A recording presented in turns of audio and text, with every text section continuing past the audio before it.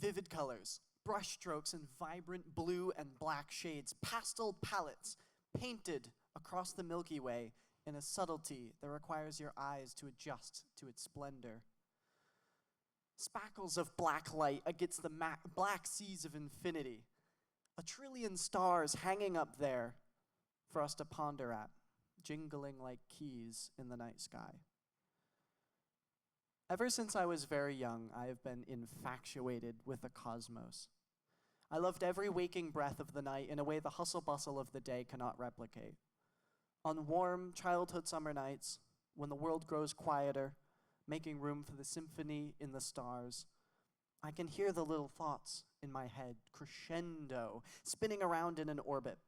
From the perspective of just one little kid from Rochester on its surface, I can't help but feel like this world, this planet, is just so big. The thoughts in my little head swirl around against the backdrop of the night sky, and this unyielding question stays with me long past the morning light. How do you change the world? Hello, everyone. I am Gavin Boudreau, senior at Spalding High School in Rochester.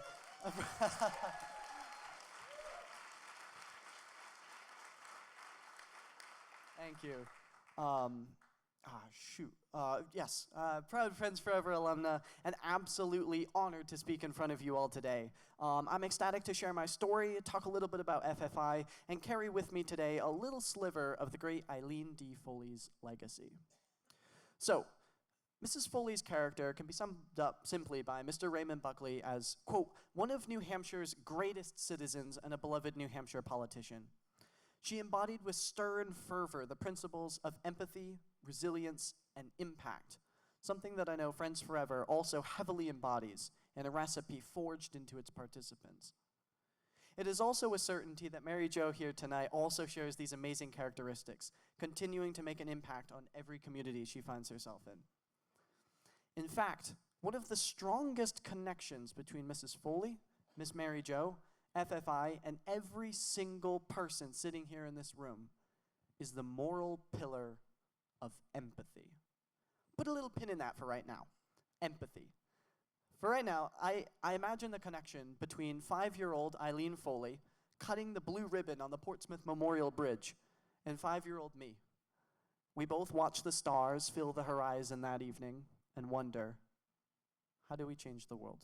The question is simple, yet overwhelming, as it asks little me to understand this big picture of the universe. Not the one I was just staring off into, but the one inside our hearts.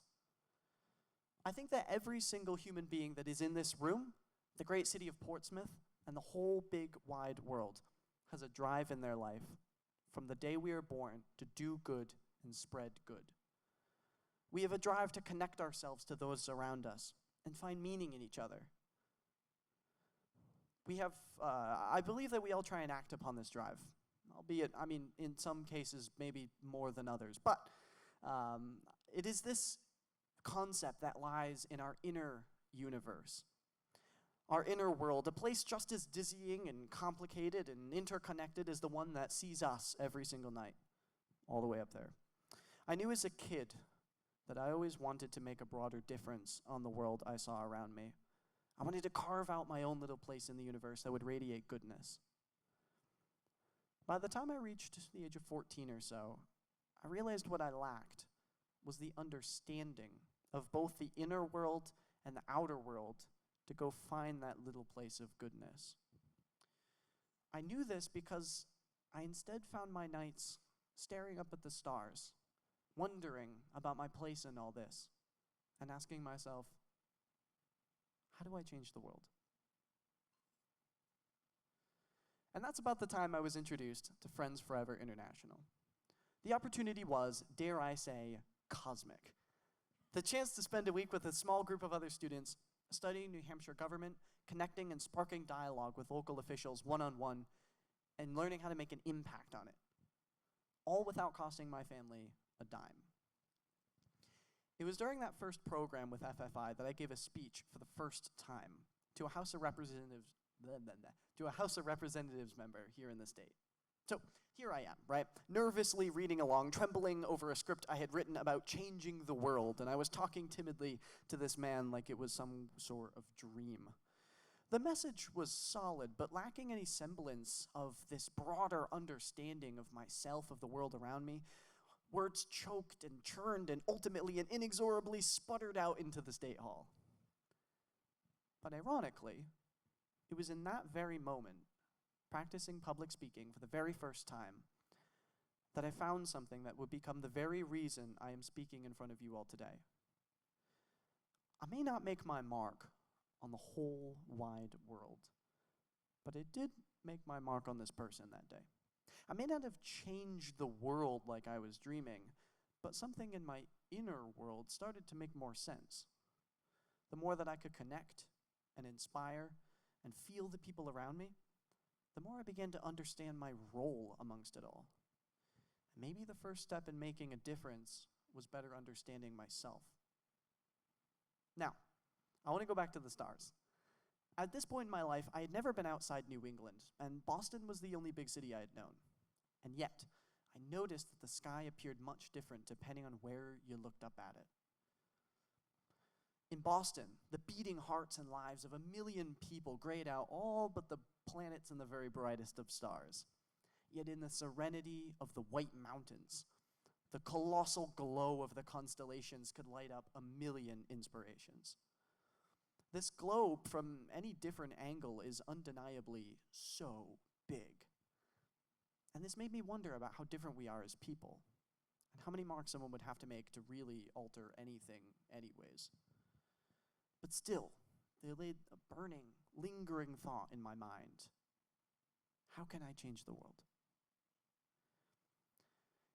It was at about this time that Friends Forever offered me and dozens of other students yet another cosmic opportunity.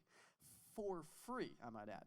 In just 2 months, my knowledge of this great wide earth would expand as far west as New Orleans and as far east as Belfast.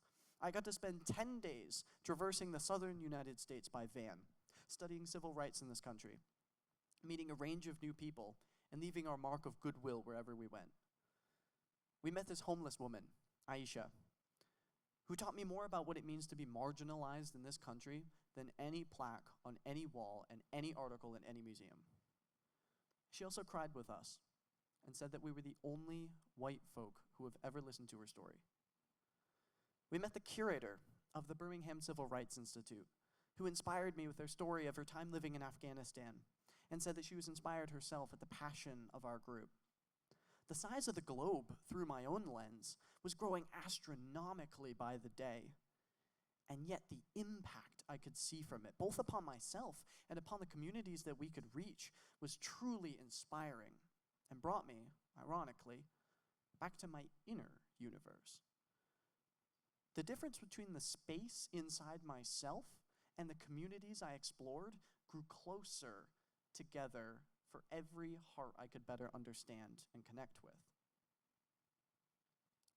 Then, 1 month, 4 days, 16 hours, and 8 extra hours if you count jet lag later, I was stepping off an airplane with 11 other peers in Dublin, Ireland, and my view of this great earth just kept growing. We stayed 13 days in Ireland and Northern Ireland, immersing ourselves in the culture of what felt like a whole new world. We met the Lord Mayor, Murray, of Belfast one afternoon, who invited us into Belfast City Hall and showed us what it means to be the leader of a diverse city as it wades through social reformation. After having tea in the most ornate palace I only thought existed in Disney, he showed his appreciation for young Americans taking interest in international matters. In that same city, we lent an afternoon helping out at a carpentry shop and cafe, dedicated to giving jobs to people with mental disabilities. I talked a while there with this inspiring Scottish veteran who not only showed his support for an organization seeking world peace, but also slowed things down and showed me the chair he was painting at the time. Additionally, we met with dozens of Irish and Northern Irish alumni of FFI, who, in addition to a slew of other things, taught us about the troubles between Catholic and Protestant folk from both sides of a literal wall that severs Belfast in two. Imagine it, I am being hoisted upon the shoulders of my peers onto the Belfast Peace Wall, its symphony of graffiti, swirls of murals, and a myriad of little passing messages, filling my view with the stories of an uncountable span. The Earth, this planet, has never appeared larger to me way up here. But the world, this globe in this moment, seemed to physically collapse into a singular point. This wall, physically severing 2 blocks by no more than 50 yards, severed its people in 2. Yet as I learned and I leaned against it, padded by years of spray paint and stories, the little messages in every language coding at this wall united its authors by a force no distance could possibly break. The same cosmic wonderment imbued into me in this moment allowed me to see the Earth not as this, impossibly big piece of the universe hurling through space, but rather as a single cultural identity, connected by shared experience, compassion, and never really was all that big after all. It was through these interactions, across these amazing adventures, that I learned how important it is we seek world peace and connection between us. One evening, at FFI's campus in Annalong, Northern Ireland, I once again found myself sat beneath the stars, watching the night billow over the humongous Earth over this foreign land a bajillion miles from home. Vivid brushstrokes, watercolors cast upon a canvas of blues and pinks and yellows, dancing alongside a trillion stars hanging up there for us to ponder at. And I looked, and I wondered, and they were all the same stars as there were back home, over Boston, over the White Mountains, over right here, over the seacoast. My eyes graced the same constellations that I could name right in my own backyard. It was at this moment that the universe out there became the universe in here. I understand it now. There is no separation between me and this great big world. I am the world, and so is every other person whose heart we can touch on our journey. The more kindness and goodness and soul I could breathe into it allowed me only to better understand it myself, too. I guess in that light, maybe we were changing the world, both the inner and the outer, all along. Let's come back to Eileen D. Foley, back to the seacoast, back to these concepts of the inner world, our impact, and that big word I asked us all to put a pin in earlier, empathy. Empathy. Changing the world isn't about doing something so big you end up in a constellation in the stars. Changing the world is about wielding, understanding, and spreading kindness, goodwill, and empathy, the strongest force in the entire universe. All too often, the voices of young people are taken as foolish or naive, but it is in the hearts and souls of young people where courage and love and true, unconditional, world-changing empathy come from. These are not soft skills, they are not manners, they are the very foundation of unity between people and every person on this globe. I didn't have to tear down the Belfast Peace Wall to change the world. I just had to understand the people on all sides of it. This planet will never be as big as I thought it was when I was 5, but through empathy, through sharing kindness and stories with the people I share this earth with, my inner world will change in a way bigger way than I'd ever imagined. It was through FFI that I realized that every single time we leave our mark on someone's hearts on our adventures, and trust me, there are many, we shape the soul of both ourselves and this great wide earth for the better. I repeat, this earth, this planet is way bigger than I'd ever imagined, but this world, this globe is never too big to change. It is not the geographic distance that will ever separate us in this vast universe. It is only the difference between our hearts that will. So in the same way I was able to change my inner self, I will continue until the end of my days to spread kindness and goodwill and empathy as far as I can get it, because that changes this great earth for the better.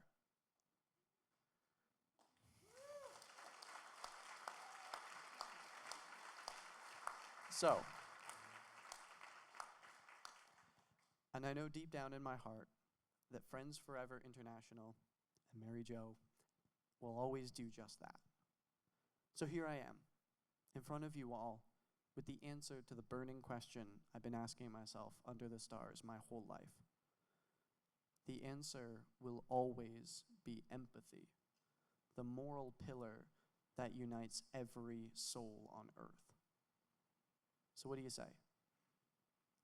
Let's go change the world.